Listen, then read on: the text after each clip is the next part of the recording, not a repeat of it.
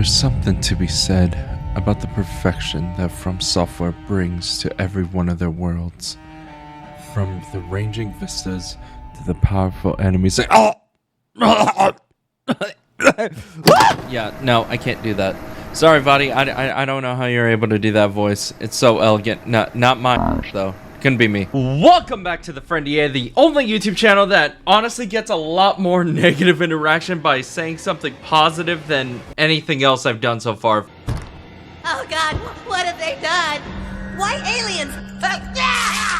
Come on, dude, there's nothing we can do. Why? We can't help him now. I thought it was pretty good. FromSoftware is one of the few studios that always seems to hit the mark anytime they release a new title. Yes, even including Dark Souls 2. You know I'm right.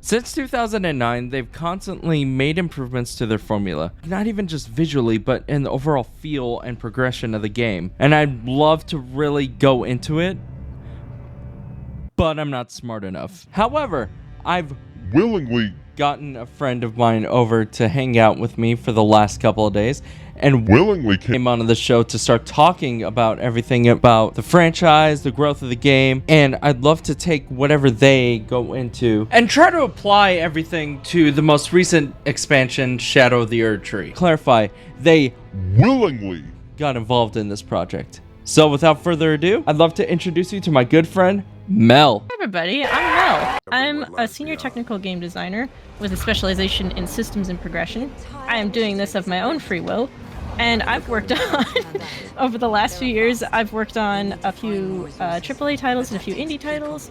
Some of the bigger games I've worked on have included Mass Effect Andromeda, Star Wars Squadrons, and Star Wars Battlefront 2, and most recently Fae Farm, a cozy farming sim. I also worked on an indie game called Stonefly, and I was also on the recently canceled Project Dragon. Now, here's the big reason. The big reason I have you on here, the big banana of the reason I have you on here is, from what I understood and what you've told me, you wrote an entire thesis statement on the Souls series and specifically Bloodborne. So could you give at least from a system standpoint, like how has every Souls game improved per iteration? Oh, for sure. I think there's a lot of ground to cover for this. There's kind of the systems and progression element from Demon Souls to Elden Ring. And there's also the game mechanics and the tuning, which all contribute to the overall like game feel. And game feel is a term that a lot of designers use to try and kind of, I guess I use it in a way to like express the emotional experience you have when engaging with a set of mechanics. As you know, Adrian, making video games is a complete jumble of magic and nonsense, and we're essentially taking mathematical equations and outputting an emotional experience using art and music and sound design and animation to convey these elements, which is a bit of a tangent. If we look at like from a systems design perspective, the goals of Demon Souls are essentially like they lay the foundation for the overall emotional experience that the Souls games have maintained but refined over the years. So I hear a lot of folks say like, oh, the Demon Souls is really hard, and it's true, it is hard. If we talk about the language a little bit when we're describing experiences that we're having in these games, I would say that Demon Souls is challenging to the point of frustration.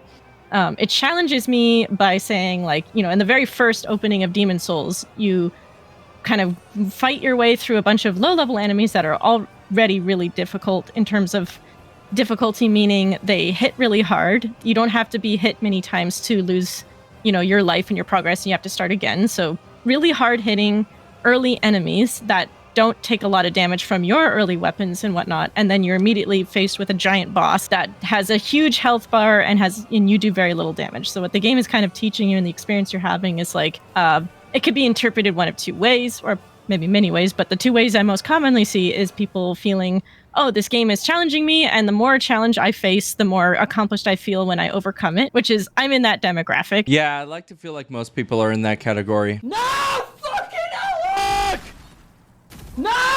But then there's also, I would say, probably a more like rational response, which is this game is teaching me that no matter how hard I try, I will die. You will die because the first boss is meant to kill you, right? And that's kind of become like the pattern for the Souls games. You always start off in an environment where you get absolutely curb stomped by the first boss, and then you kind of have to grind your way back up. Dark Souls does this with the I forget his name, the asylum demon. Bloodborne, like, you wake up in the hospital and then suddenly there's a werewolf there. And what is interesting about Bloodborne is it shifted that pattern slightly. Usually it's the grind up to that boss from, the little zombie guys that are usually around, and then you get, faced with the boss that is designed to kill you. Whereas Bloodborne, there is no enemy leading up to it. You are killed by the werewolf usually, or you can beat it. It is possible. But then that teaches you that is how you progress. Because after that first death in Bloodborne, you are then spurred into the next narrative beat, which is taking you to Yharnam. And that's something that Elden Ring kept, and I really liked how they kind of progressed that first user experience of you wake up in this kind of like magic floating castle type area. It's very wondrous, it's very interesting, it's a very short walk. You start walking towards the fog door, and then a high-level enemy comes down, and he's very disorienting. He's got lots of arms, lots of swords. He's kind of meant to make you feel panicked, and in his design, the way he's animated, everything about him is meant to put you on your back foot and kind of go like, whoa, what the fuck? And then after he kills you, you get brought into the tutorial area, and I think that is what really refined that first time and user experience, where there was no or less room for misinterpretation of what the experience was meant to be.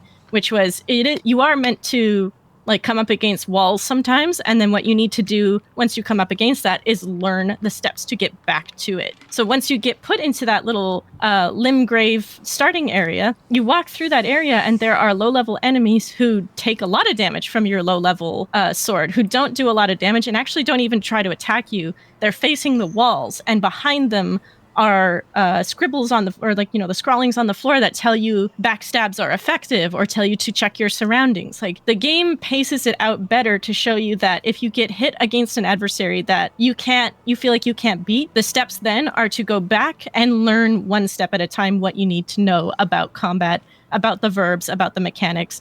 And that progression across the games was less felt, I think, in earlier titles where it was just kind of like dropped in good luck, and is now kind of seeded into both the narrative of the game and the overall first touch point of progression. You made me realize that I've always skipped the tutorial.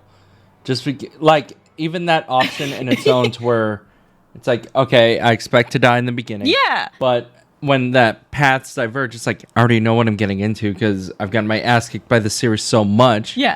So it's like, I'm going to just immediately hang left. That's a really good point as well, of like, this reinforces one of the things that I had written about previously, which is like tutorials, onboarding, and, things that teach the player how to play that are a little less kind of ambiguous, I would say, or even punishing in Demon's Souls' first scenario, is that it's entirely opt-in. You can run through the tutorial area and not stop and think about it at all, which is what I did because I've played these games for a long time, so I know what to expect. But on a second playthrough, and I went through and I looked at everything, I was like, they really did create an onboarding ramp. And that also reinforces two things. First thing is that making games more accessible or approachable is opt-in, and it does not detract from the experience of somebody who's been a seasoned veteran. And two, it can open the door to more people enjoying the game, because I have a really good example of a friend who had never played the Souls games before because they felt too ambiguous, too open-ended, or there wasn't quite, the interpretation of the experience wasn't really reading for him. But then when he played Elden Ring, that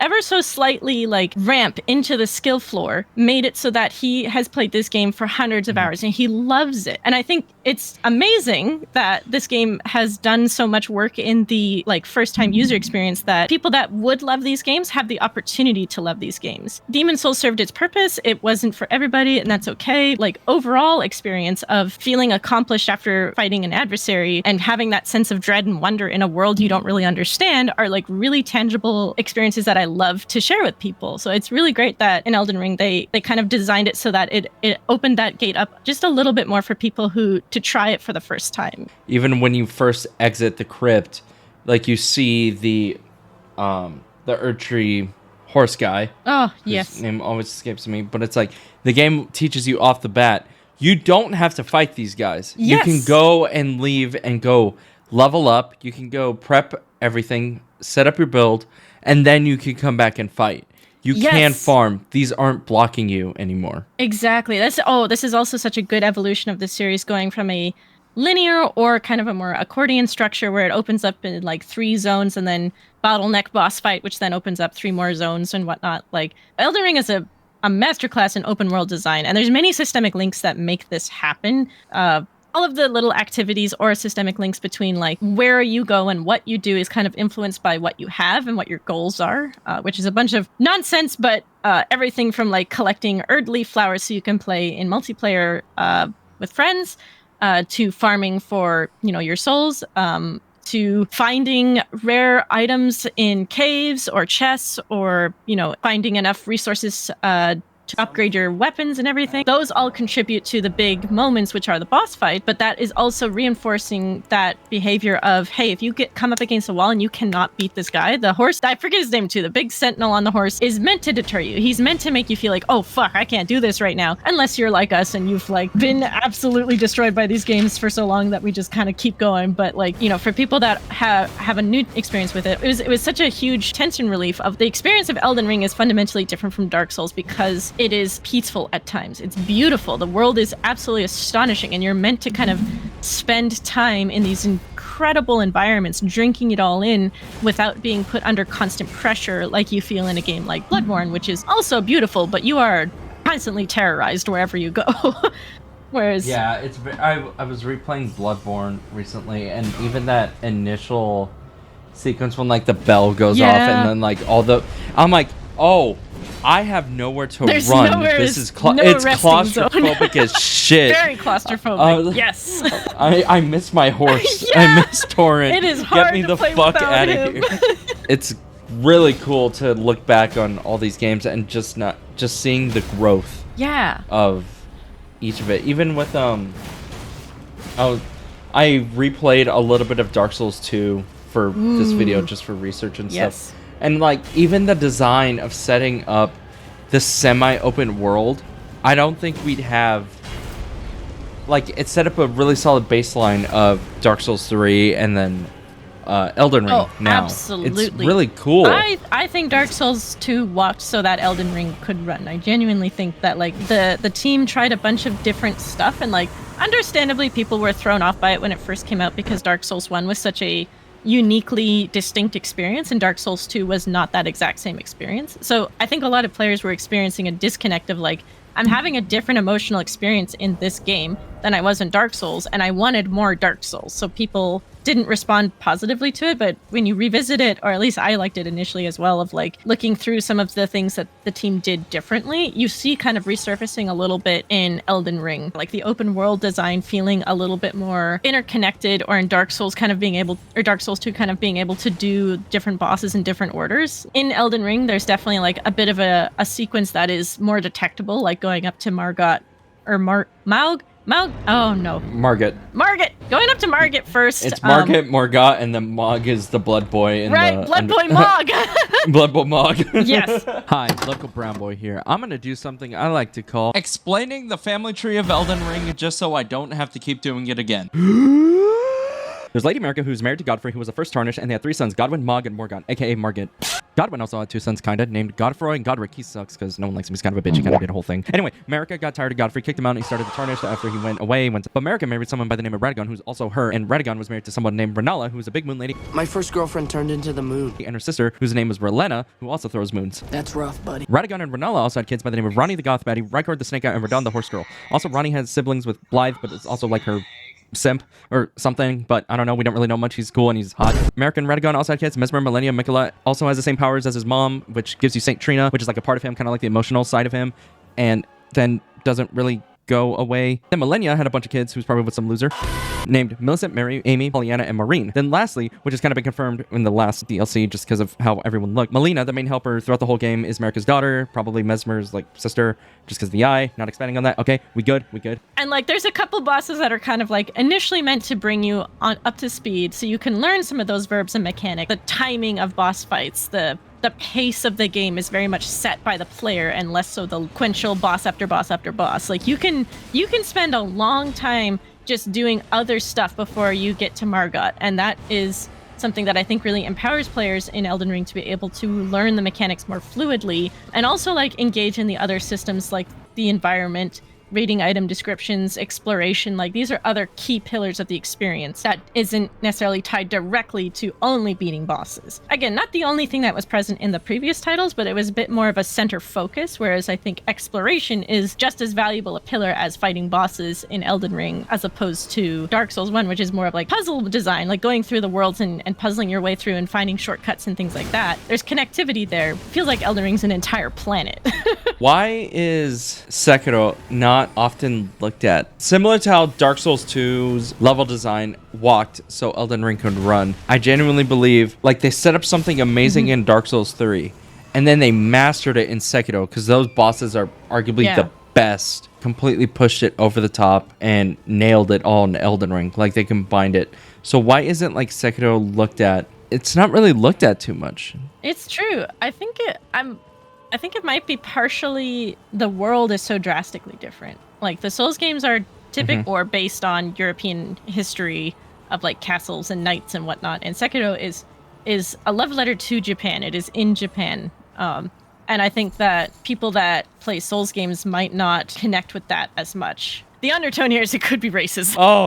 But I think part of it is like the playstyle is drastically different. There's it's a lot more vertical movement, which historically the Souls games have been very firmly not. Mechanically, Souls games are not really about jumping, flying. There's not a whole lot of vertical movement. Jump was not even like a thing you did in the game really at all. Oh my god, you're right. Wait, Sekiro is the reason why we can jump in Elden Ring. Exactly. So like in Sekiro, it was like there's a grappling hook, and that was so key to combat that it changed the way you think about boss fights. When I think about a boss fight in a Souls game, especially Dark Souls 1, I'm thinking about hitting the shins of a giant man, and I'm running in between the legs of a giant spider, or I'm rolling into an attack so I can dodge it. Like in Bloodborne, I'm not usually thinking about how I'm going to attack this thing from the top, from the side. I'm very much thinking about dodging attacks on the ground. It's kind of like if you have the type of brain where you can like visualize things in 3D versus 2D. I think Sekiro kind of appeals to people that can react to boss fights in a way that is different from the way that the games have traditionally trained you to think of them. And so I found it difficult, and not just in that it was challenging me in new and exciting ways, but also that I was not equipped to do it with the skill set I thought I had. Whereas in Elden Ring, it's a little bit closer to what I'm used to, so I found it more the skill floor I had already walked across, right? Whereas the skill floor for Sekiro is a different path, and I found it difficult to adjust my brain to it. But once I got it, it was like, it felt like I was flowing through actual water, like I was on the wings of an invisible wind entity. Like it was incredible, and I've never felt anything like it. But I also couldn't really sustain it for very much because I was too stressed out about one of the subsystems of that game, which is the more you die, the more bad shit happens to people you care about.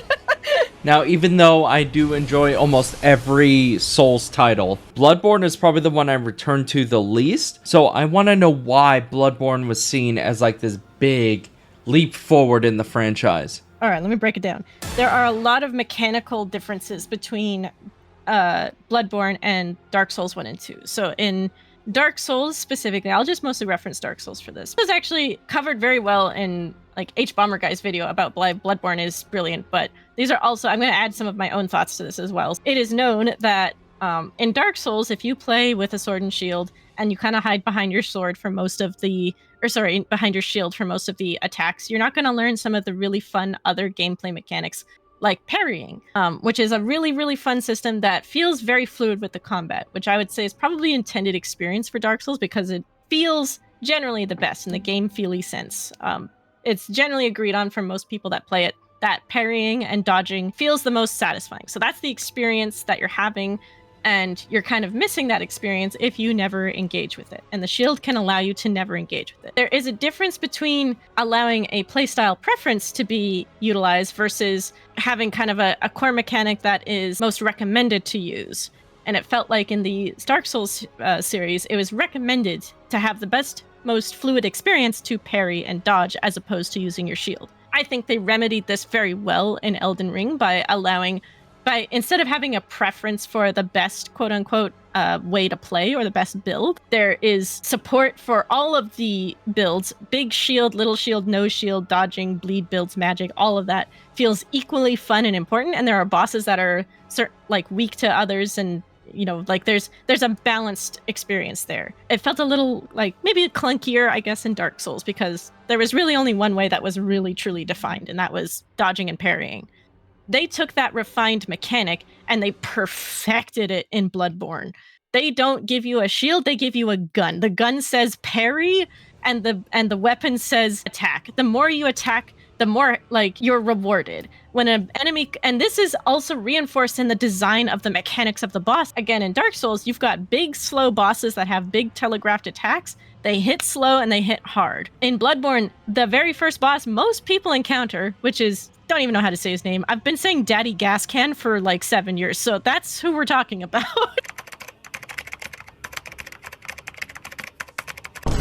You what? Sometimes you encounter the Cleric Beast, which is kind of, I felt like, an introduction to Bloodborne to show the differences between Dark Souls and Bloodborne. It resembles Dark Souls superficially. It's a big, scary boss, but the way it mechanically attacks you is different. That is a totally different combat loop. That thing charges at you. It doesn't have big, heavy swings that land a mile away once it starts telegraphing it. It lunges. It picks you up off the map. You have to dodge into it to escape its attacks. The more you try to roll away, the more likely you are to get hit. And that's one small difference that made, like, set the tone to be completely different. Bloodborne is a feral, aggressive game for feral, aggressive people, and I love it. And so when you're fighting Daddy Gascan for the first time, he's horrifying. You can't block his attacks. You can barely dodge them. The only way to really effectively get through that fight is to run at him as hard as he's running at you. Attack him every chance you get, roll into his swipes, otherwise he will catch you, and know when you need to parry. And that parry mechanic is so valuable for Bloodborne. They tutorialize it very well, I think. Well, okay, they could tutorialize it better. They could be using Elden Ring's ramp up, but they didn't. But you've got big, slow-moving enemies in the opening area of Yharnam that kind of teach you that parry mechanic's importance, because they come at you with a fucking brick.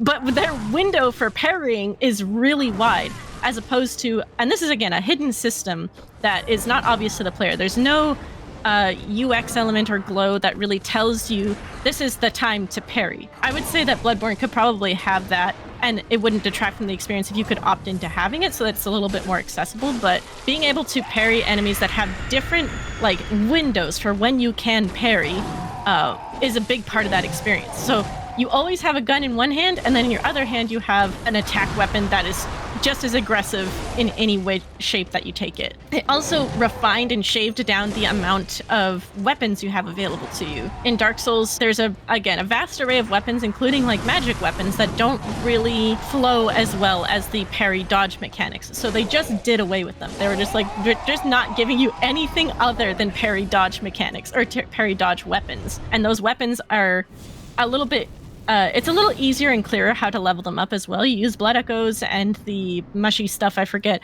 But you just invest in a weapon and it just gets exponentially stronger. So it already feels pretty good because of the also very important system of you lose a little health, you have a window to get it back. So if somebody hits you, instead of retreating, hiding behind a shield, or dodging away, you run back at them and hit them back as fast as you can, and you can sustain. This is the first time a Souls game has ever allowed you to regain health that isn't from stopping and using an item, which is huge in the flow and pacing of combat. Because pacing of combat is directly related to what health you have and what you can regain back.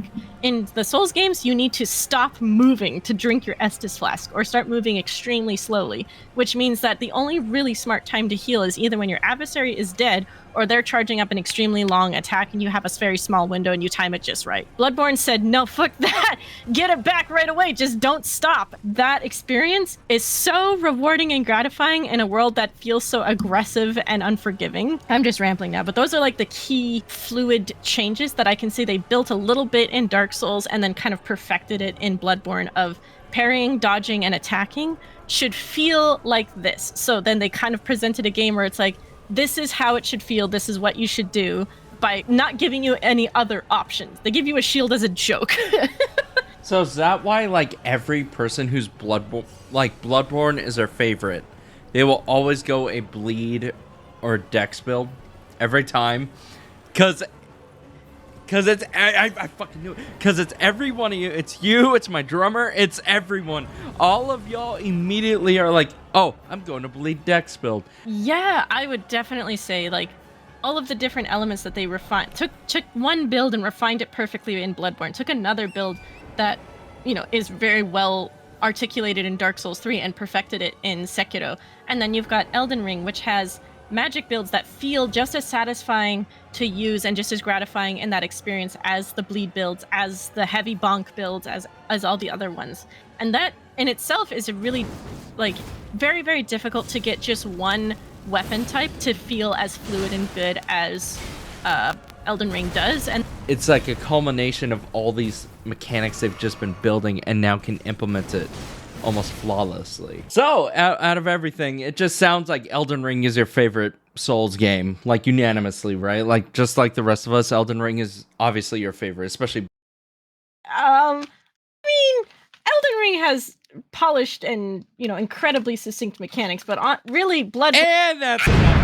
Thank you, of course, to Mel. You can find their stuff here and here, even though you have a wrong opinion. Now, lastly, I want to take one look into the DLC just to see if they added anything more, whether or not it's just Elden Ring 0.5. I do birds suddenly appear every time.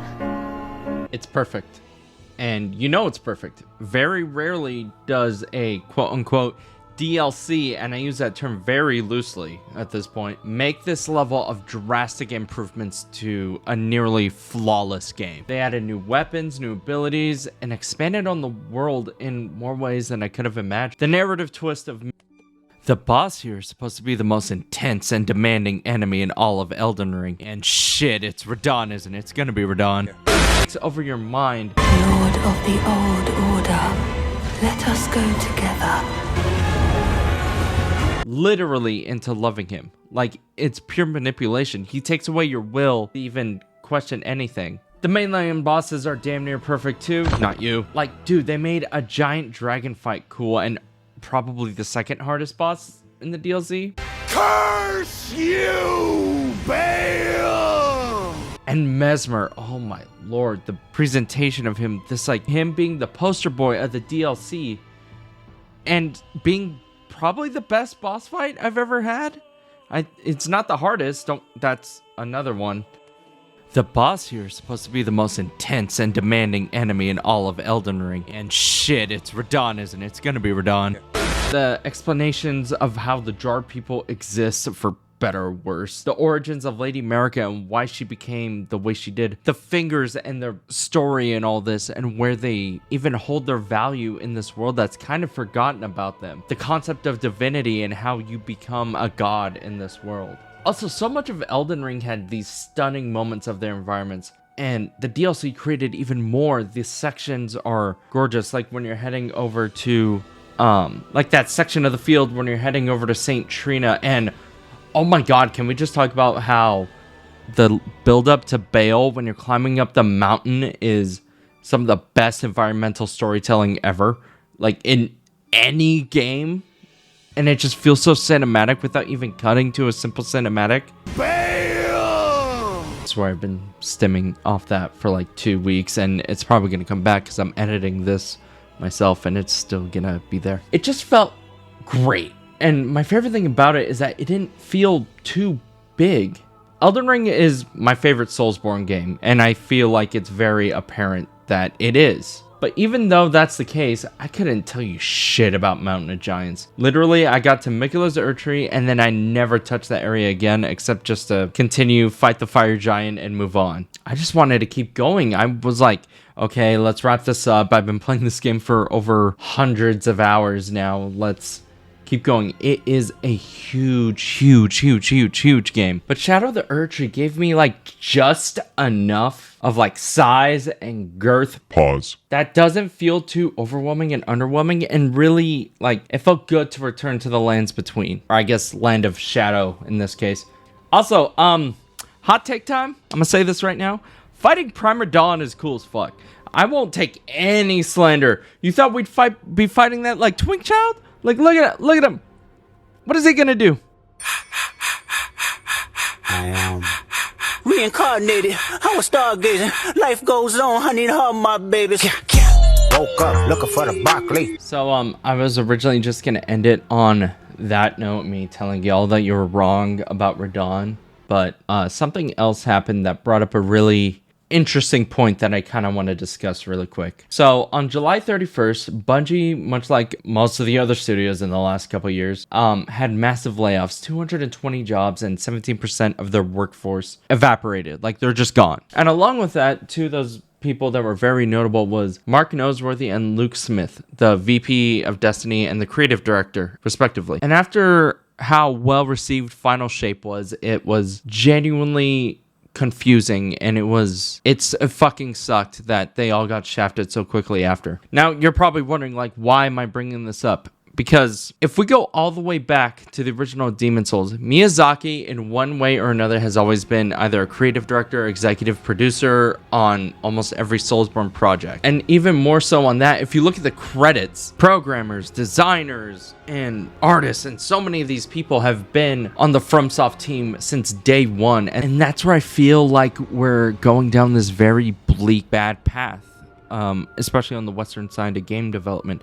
And no, I'm not doing the western eastern side of game development shit. I'm not dealing with that. But game development is a collection of voices, and everyone, and I mean everyone, brings their own voice to the table, whether it be good, bad, stylistically, like an emphasis on very specific sections. If you've been following people enough, you can kind of see their own influence. Whether it be like Michael Vincent's style from Hearthstone, StarCraft, HOTS. Who was the guy? Who was the creative director? Even when Jeff Kaplan left over at Blizzard for Overwatch, like that, you feel void in Overwatch 2 because he never got to finish it. Whether he was good or bad, he was still the voice and the vice president of entertainment at Blizzard. There was a huge shift there. And with these layoffs and people like really focusing on only profit margins, like the CEOs at the top, whether it be Pete Parsons or whoever the fuck, we are losing a lot of these voices and a lot of these products that, or a lot of these games that we want to play.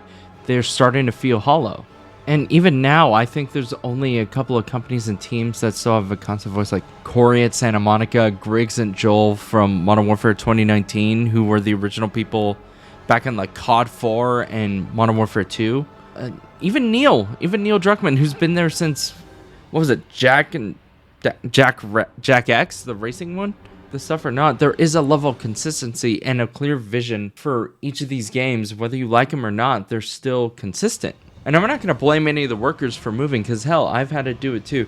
Whether it be finding better pay, location, healthcare, like all these factors are affecting people's way to work. And if companies do not focus on talent retention and making things better for the worker, there's going to be no reason to go. The game industry is also dealing with this weird senior environment artists and senior position drought, because so many of them are leaving to go to tech, to go anywhere else, because they know they'll get paid more and have a constant, like, relatively safer form of work. And if we keep going down this path, we're gonna keep making okay stuff, I think. Hopefully the industry will get better and we'll be able to bring our own level of consistency back to the industry, to focus on keeping talent, because if you don't have a person, then you don't have a soul.